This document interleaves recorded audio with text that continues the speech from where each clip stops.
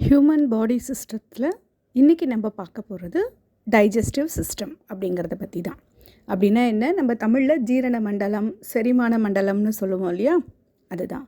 Digestion அப்படிங்கிற வேர்டுக்கு தமிழில் பக்குவப்படுத்துதல், சமைத்தல் அப்படின்னு கூட நம்ம சொல்லலாம்.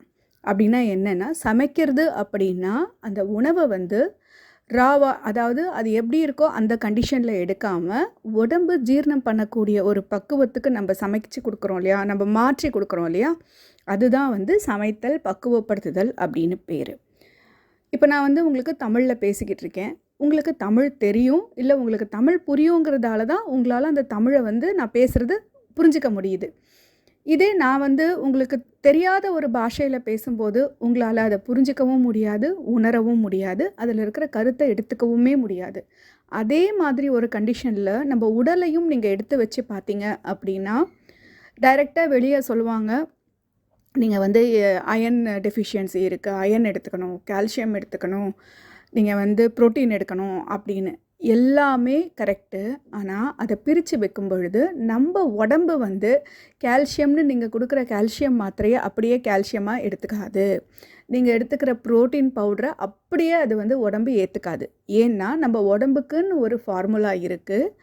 அது தனக்கு தேவையான பொருட்களை தானே தயாரிச்சுக்கும். எப்படின்னா, நம்ம கொடுக்குற உணவுகள் மூலமாக, காற்று மூலமாக, நம்ம குளிக்கும்போது நீர் இருக்கு இல்லையா, அந்த நீர் உள்ளே போகிறது, நம்ம சுவாசிக்கிற காற்று, இந்த மாதிரி பல்வேறு விஷயங்களை வச்சு, அதுக்கு கிடைக்கிற இன்புட்டெல்லாம் வச்சு நம்ம உடம்பு தனக்கு ஏற்ற மாதிரி அந்த சத்துக்களை மாற்றி அதை மீண்டும் எப்படி சொல்கிறதுனா ஒரு ரீஜெனரேட் பண்ணுறது, அது மறுபடியும் உருவாக்கிக்குது அப்படின்னு வேணால் நம்ம சொல்ல முடியும்.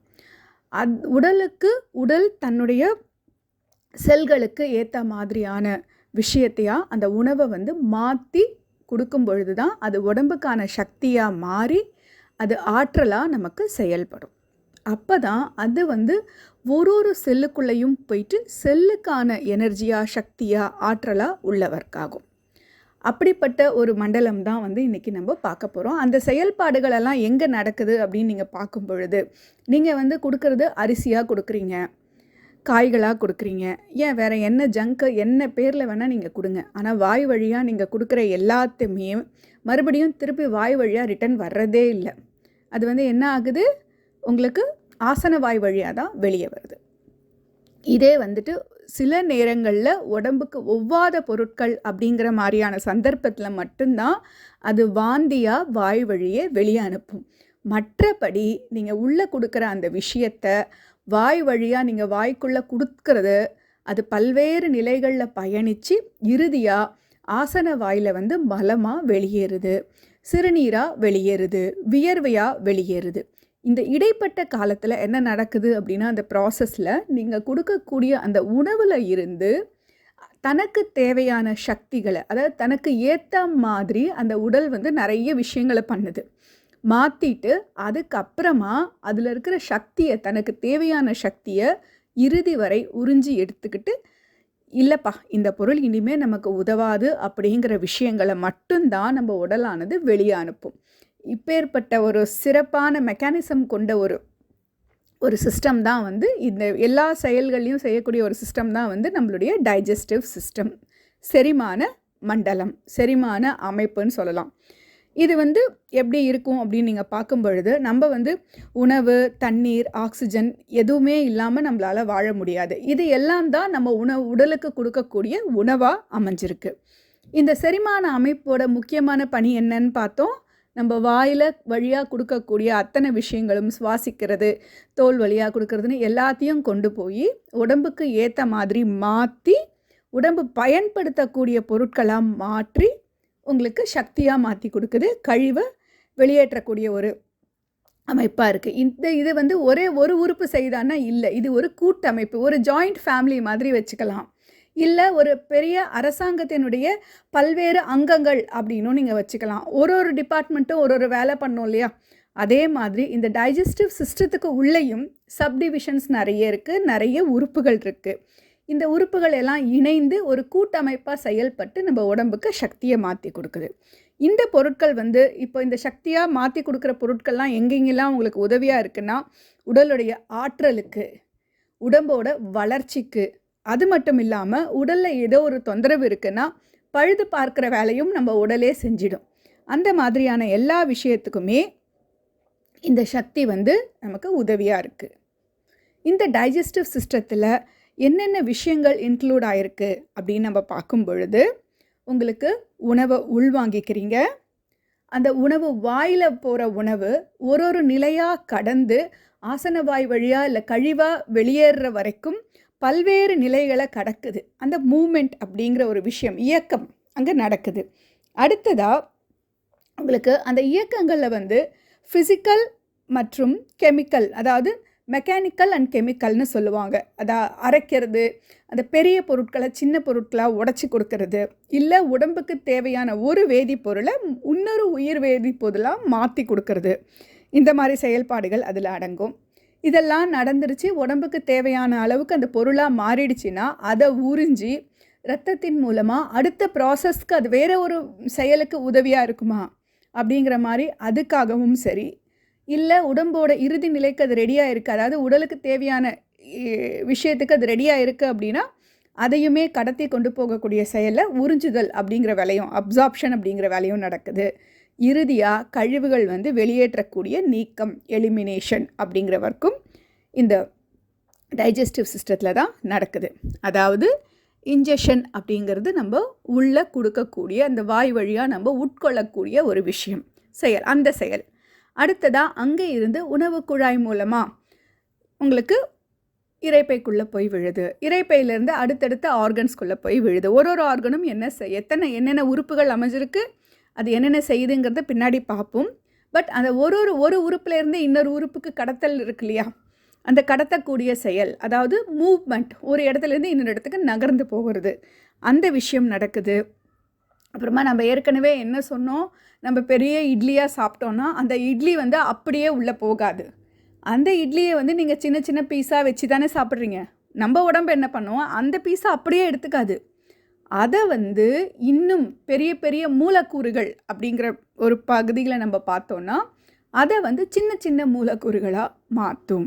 காம்ப்ளெக்ஸ் அப்படிங்கிற ஒரு கூட்டமைப்பாக இருக்கக்கூடிய அந்த மூலக்கூறுகளை சின்ன சின்னதாக உடைச்சி உடலுக்கு ஏற்ற மாதிரி மாற்றக்கூடிய விஷயங்கள் அங்கே நடக்கும். இப்போ பல்லில் நம்ம அரைக்கிறோம், இரைப்பையில் வந்து அந்த மூலக்கூறுகள், பெருசாக இருக்கிற மூலக்கூறுகள் சின்னதாக உடப்படுது.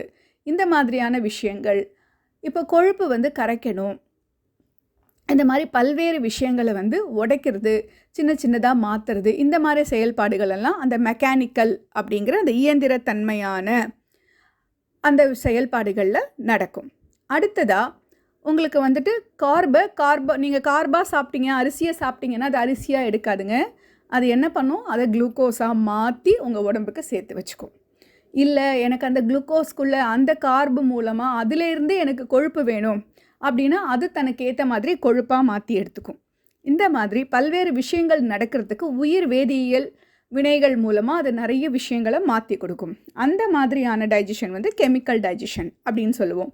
ஸோ இதில் மெக்கானிக்கல் அப்படிங்கிற ஒரு ப்ராசஸ் வந்து முக்கியமாக வாயிலையும் இரைப்பையிலையும் நடக்கும். இந்த கெமிக்கல் அப்படிங்கிற விஷயங்கள் எல்லாமே இரைப்பையில் தொடங்கி உங்களுக்கு பெருங்குடல் வரைக்குமான எல்லா இடங்கள்லையுமே நடக்கும். ஒன்றொன்னா நிதானமாக பார்க்கலாம். ஸோ இப்போ அடுத்ததான் நம்ம என்ன பார்க்க போகிறோம், இப்போ டைஜஸ்டிவ் சிஸ்டம்னா என்னென்னு பார்த்தோம், அதனுடைய செயல்பாடு என்னன்னு பார்த்துட்டோம். அது எங்கே இருந்து ஆரம்பித்து எங்கே இருந்து முடியுது அப்படிங்கிறத பார்க்கணும். இங்கே நம்ம முக்கியமாக பார்க்கக்கூடிய அடுத்த ஒரு பெரிய பகுதி அப்படின்னு பார்த்தோன்னா எலிமெண்ட்ரி கெனால் அப்படின்னு சொல்லுவாங்க. அதாவது உணவு குழாய், உங்கள் ஜீரண மண்டலத்துக்கான குழாய் அப்படின்னு நம்ம வேணால் சொல்லலாம்.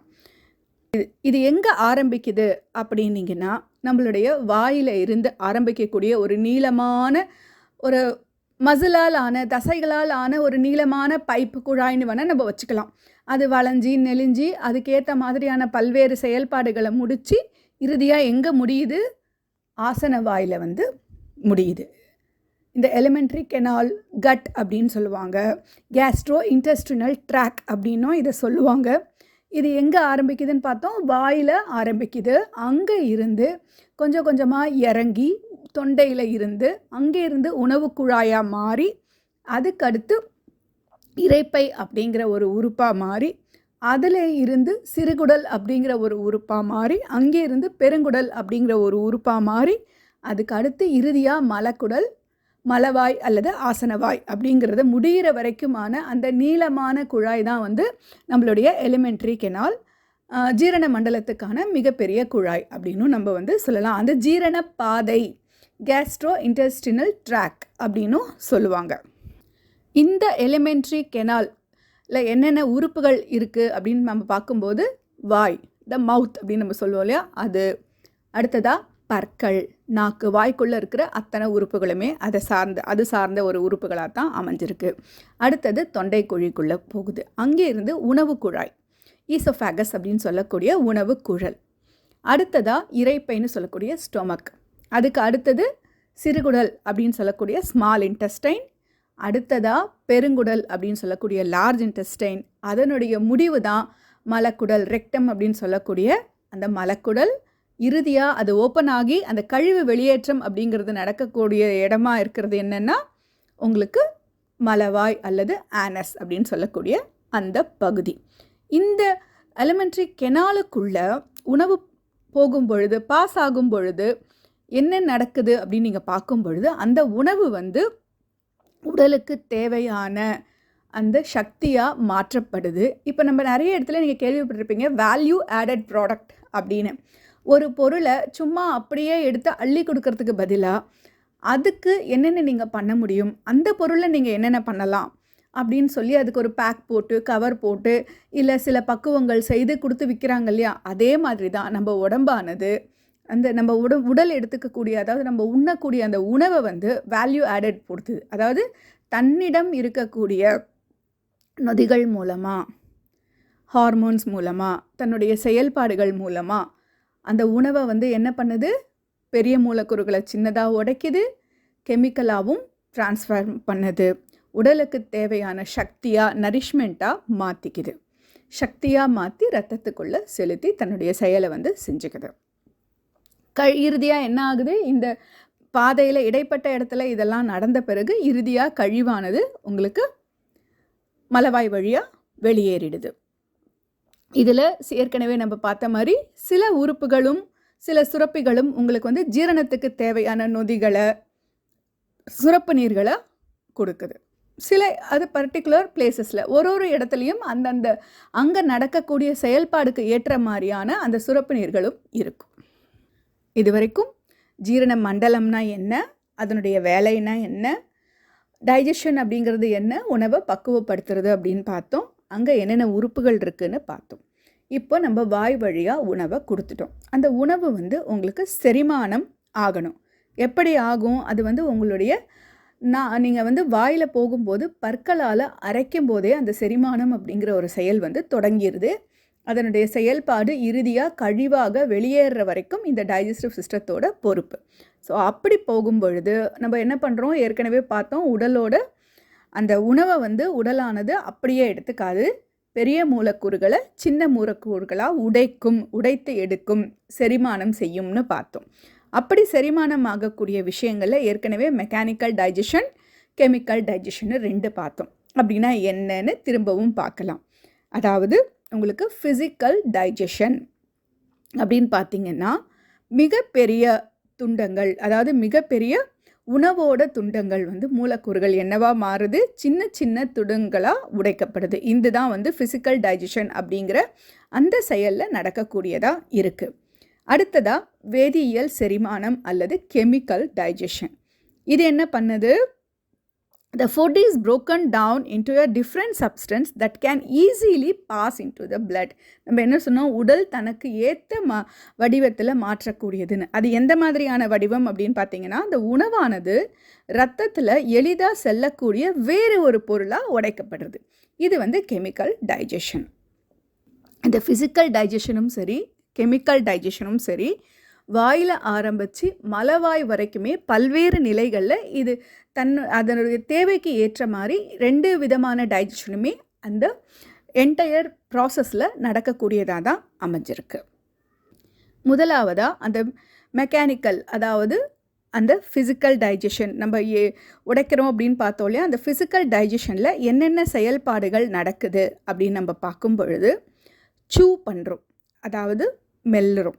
அது டியர், அதாவது சின்னதாக பெரிய பீஸா இருக்கிறத சின்னதாக பிரிக்கிறோம், கிழிக்கிறோன்னு கூட நம்ம சொல்லலாம். தனியாக 2ஆக பிரிக்கிறோம் அப்படின்னு நம்ம வந்து எடுத்துக்கலாம்.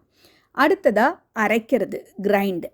அடுத்து மேஷ், அதாவது மிக்ஸ் பண்ணுறது, நசுக்கிறது, பெரிய கூழ்மமாக மாற்றக்கூடியது. அடுத்ததாக மிக்ஸ், கலக்கிறது. அத்தனை விஷயங்களும் நடக்குது. இது வந்து மெக்கானிக்கல் டைஜஷன் அப்படிங்கிறதுக்குள்ளே வரும். என்னென்ன வரும்? நம்ம சூ பண்ணக்கூடிய மெல்லுதல் அப்படிங்கிற விஷயம், டியர் அப்படின்றது அதை 2, 3, 4 பிரிக்கிறது, 4 பாகங்கள் 5 பாகங்கள் சின்ன சின்ன பாகங்களாக பிரிக்கிறது, அரைக்கிறது, நம்ம கூழ்மமாக்குறது, ஒன்றோட ஒன்று கலக்கிறது. இது எல்லாமே வந்து மெக்கானிக்கல் டைஜஷனுக்குள்ளே அடங்கும். அடுத்ததாக கெமிக்கல் டைஜஷனில் என்னென்ன நடக்கும் அப்படின்னு பார்த்தீங்கன்னா, இங்கே தான் வந்து அந்த என்சைம்ஸ் அப்படிங்கக்கூடிய நொதிகள் வந்து உங்களுக்கு உறுதுணையாக இருக்குது. இவை வந்து உங்களுக்கு கார்போஹைட்ரேட்ஸ், அதாவது மாவு சத்தை ஜீரணம் பண்ணுறதுக்கும், புரதங்கள் அப்படிங்கக்கூடிய இந்த ப்ரோட்டீன்ஸை ஜீரணம் பண்ணுறதுக்கும், லிப்பிட்ஸ் அப்படின்னு சொல்லக்கூடிய கொழுப்பு சத்து ஜீரணம் பண்ணுறதுக்கும் இந்த என்சைம்ஸ் வந்து உறுதுணையாக இருக்குது. இங்கே இருக்கிற படத்தில் எந்தெந்த இடத்துல என்னென்ன டைஜஷன் நடக்குதுன்னு அழகாகவே காட்டியிருக்காங்க.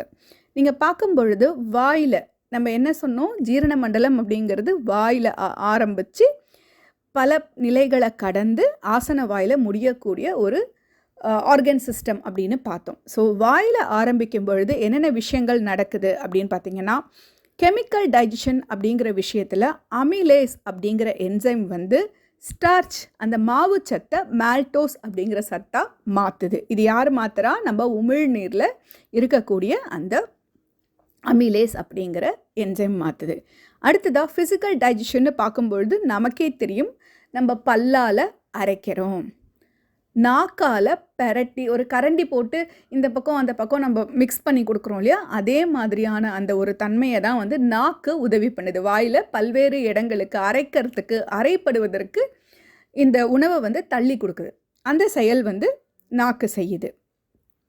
அதே மாதிரி நம்ம பல்லு வந்து பெரிய பொருளை சின்ன பொருளாக உடைக்குது. அதற்கு தேவையான நீர்மத்தை என்ன கொடுக்குது? நம்மளுடைய உமிழ்நீர் சுரப்பிகள் வந்து உமிழ்நீரை கொடுத்து அந்த உணவை வந்து கூழ்மமாக செமிசாலிடாக மாற்றி பெரிய துண்டங்களை சின்ன துண்டங்களாக உடலுக்குள்ளே பயணிக்கக்கூடிய ஒரு தன்மையில் வந்து மாற்றி கொடுக்குது. அடுத்ததாக நீங்கள் பார்க்கும் பொழுது ஈசோஃபேகஸ் அப்படிங்கக்கூடிய உணவு குழல். இது என்ன பண்ணுது?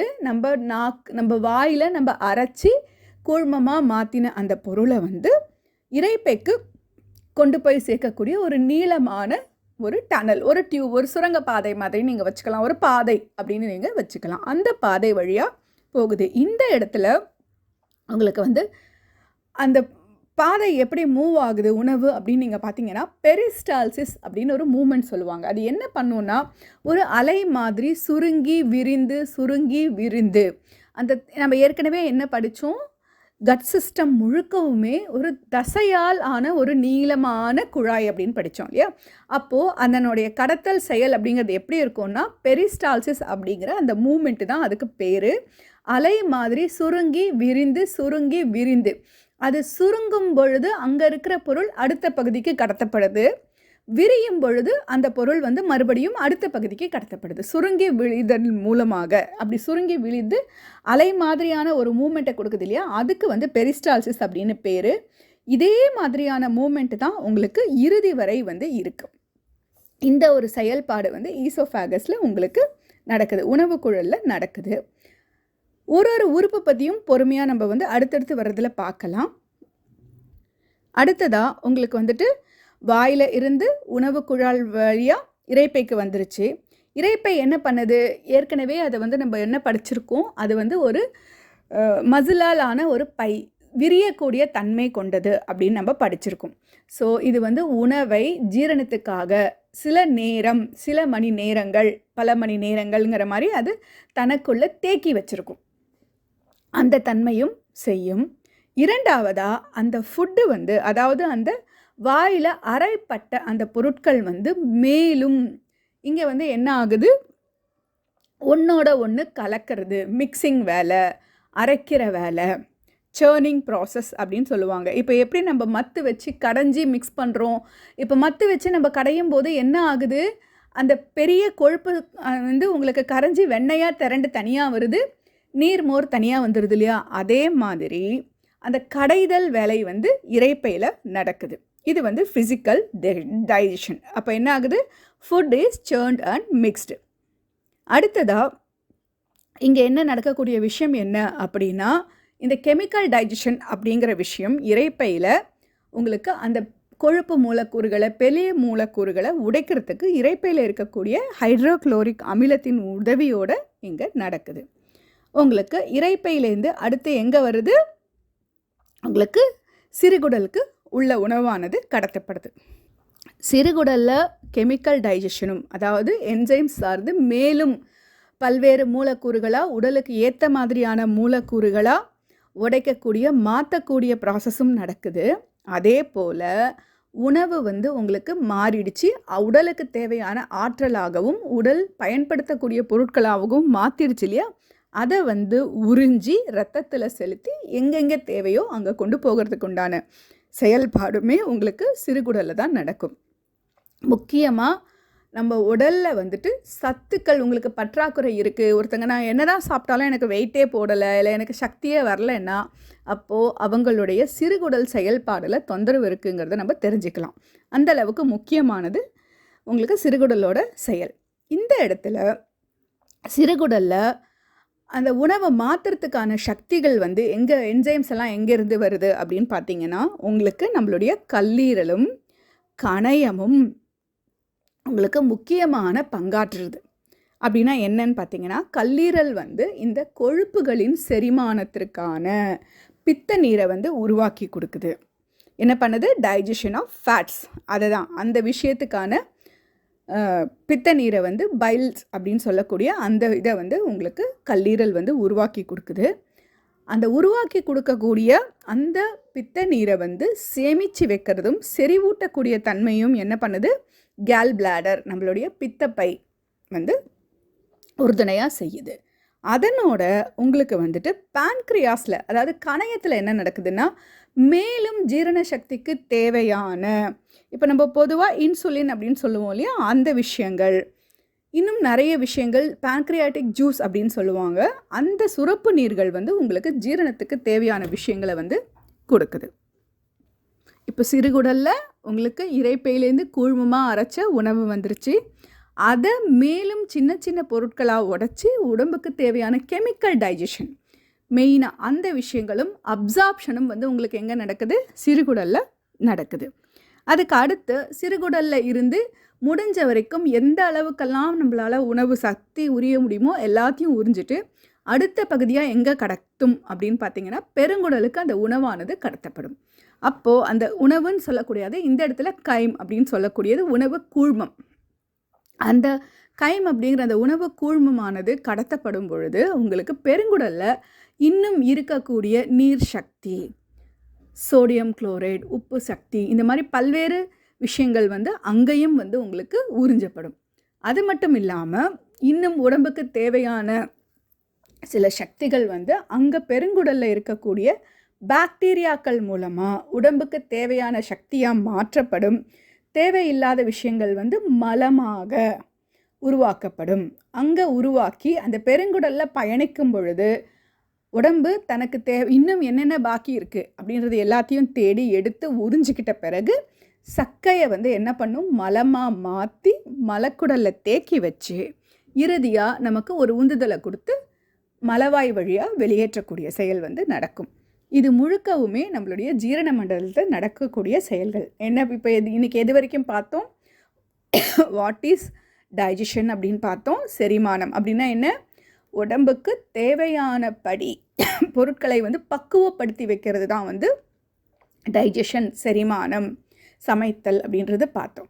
அது எங்கேருந்து ஆரம்பிக்குது? வாயில் ஆரம்பித்து உங்களுக்கு உணவு குழல் வழியாக நடந்து அங்கேருந்து இரைப்பையில் சில செயல்பாடுகள், இரைப்பையிலேருந்து சிறுகுடலுக்கு போகுது, சிறுகுடலேருந்து உங்களுக்கு பெருங்குடலுக்கு போகுது, இறுதியாக மலமாக வெளியேறுது. பட் இந்த வாயில் இருந்து உள்ளே போயிட்டு மலமாக வெளியேற வரைக்கும் நடுவில் இடையில் நடக்கக்கூடிய ப்ராசஸில் என்ன நடக்குது? Chemical digestion, physical digestion. அதாவது அந்த பொருளை வந்து பெரிய பெரிய மூலக்கூறுகளை உடைக்கிறது, அரைக்கிறது, மெல்றது, இந்த மாதிரி பல்வேறு செயல்பாடுகள் வந்து ஃபிசிக்கல் டைஜஷனாகவும் நம்ம உடம்புக்கு ஏற்ற தன்மையில் மாற்றக்கூடியது, ரத்தத்தின் வழியாக பயணிக்கக்கூடிய வகையில் மாற்றக்கூடியது, இந்த மாதிரி செயல்பாடுகள் எல்லாமே கெமிக்கல் டைஜஷனாகவும் நடக்குது. இது மட்டும் இல்லாமல் சிறுகுடல்லையும் பெருங்குடல்லையும் உடலுக்கு தேவையான சக்திகள், மாற்றப்பட்ட சக்திகள் வந்து உறிஞ்சப்பட்டு உங்களுக்கு ரத்தத்தின் மூலமாக பல்வேறு உறுப்புகளுக்கு கடத்தப்படுது. இது எல்லாமே ஜீரண மண்டலத்துடைய முக்கியமான பணிகளாக அமைஞ்சிருக்கு. அடுத்ததாக இந்த மண்டலத்தின் சார்ந்த ஒரு உறுப்பை பற்றியும் அடுத்தடுத்த வகுப்பில் பொறுமையாக பார்க்கலாம்.